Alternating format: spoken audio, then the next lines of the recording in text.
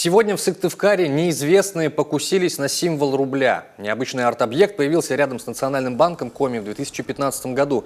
Его установили для популяризации среди жителей и гостей столицы нового знака российской валюты. Сейчас на месте осталась лишь гранитная плита. По ней явно был нанесен удар. Металлическую часть на месте нам заснять уже не удалось.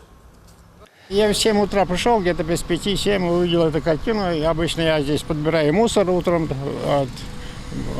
Там какие самые, ну, мусорные эти самые, да, урны.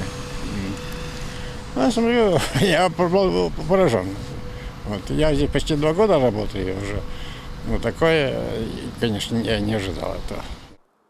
А вот как сооружение выглядело изначально. Сложная конструкция из стекла и пластика символизировала современность и грациозность нового символа рубля. Необычная фигура хоть и вызывала вопросы, но все-таки без проблем вписалась в городской пейзаж. И вот ее больше нет.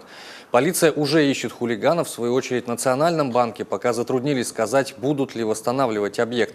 Там случившимся глубоко опечалены.